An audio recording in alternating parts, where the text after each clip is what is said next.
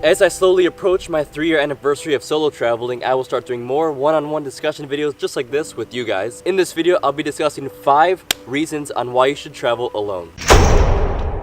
Hey, what's up guys? My name is Julian Andrade, and if you're new to the channel, I make travel vlogs and travel tip videos for you guys, so if you're into that stuff, consider subscribing. So the first reason on why you should travel alone is the most obvious, and that is the freedom. The freedom to do whatever the heck you want. Whether this day you just want to sleep in all day, this other day you want to party all night, you're sick of this town, you want to go to a new town, you just want to change the country completely, it's all up to you. It's your free time, free whatever you want. If you are hungry, then you can just go eat. You don't have to wait around for your friend to cumulative,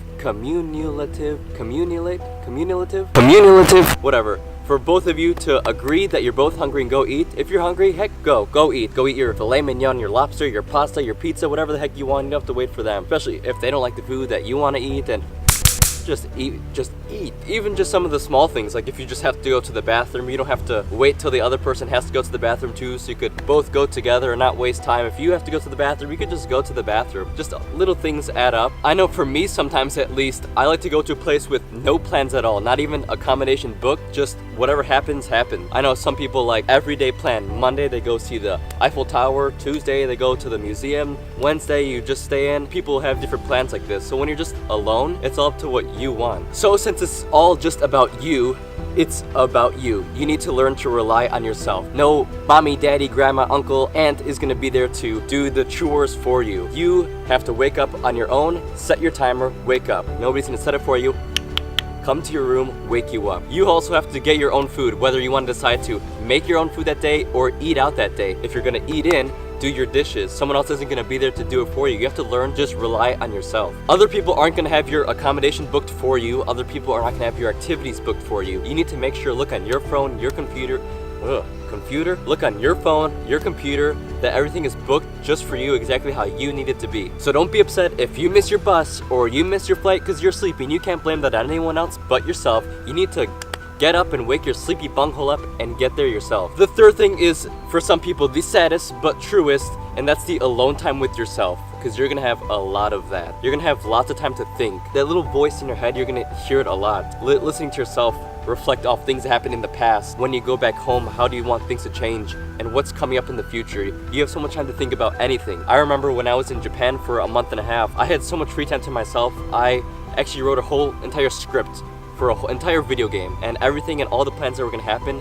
That's how much free time I had. It's just you and your mind when you're not talking to other people, and you really could step back into the days when you were younger, where it was just about your imagination, where you were looking at things and you imagined other stuff like clouds and you saw shapes, or just in a sketchbook and doodling to yourself. You really come back to that point where you're just using yourself and your mind to really entertain yourself. So start getting used to the silence. Start preparing yourself for just the silence. Sitting back and observing a lot. If there's no one else around, or you just don't feel like approaching anyone at the time, it really will just be you and your mind. And the fourth reason, which is an awesome reason, and that is a fresh start. Think of this as being the new kid in school. You're going someplace and you don't know anyone and nobody knows you. You're a complete nobody. Not to sound terrible, but you are. Nobody knows your name, nobody knows your job, your income, who you are as a person. This is your chance to really develop yourself and show people who you are and approach people and make completely new friends that you never even knew or seen before. I definitely encourage you to approach people and stay in hostels so you can interact, make new friends, because really they really last a lifetime. I think so, at least. Many of the people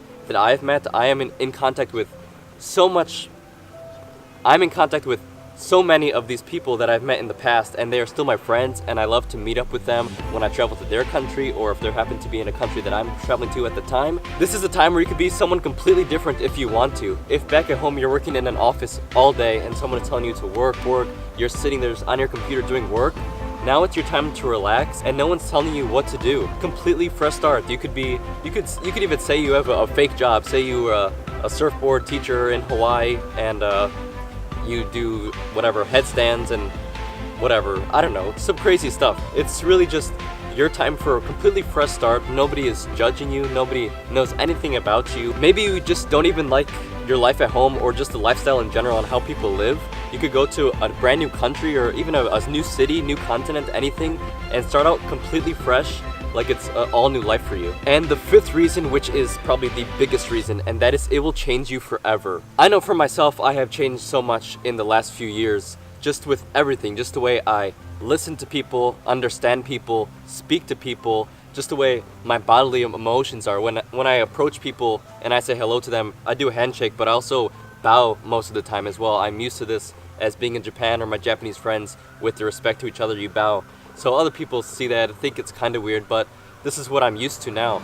And just the way I think about other people's feelings or the way they understand, because I hear about people's life at home in their country or their home life or how they've been treated, and it really opens up my mind and just expands on everything I could see and everything I see on the news or Facebook or just everything I hear around the world. When I started travel soloing, I was just 18 at the time. I was pretty much just fresh out of high school, I guess, so naive, so young, still so much to learn. After the last 3 years, I'd say I've learned so much, and not like stuff like you learn in school where you learn the capitals of every state, geography, math equations. I mean, learn on life. You get to see the happiness and the good things around the world with people, in people, and you also get to see the bad things, the corruption, everything you want to stay away from. And it's really up to you on what you want to take with you and what you want to leave behind.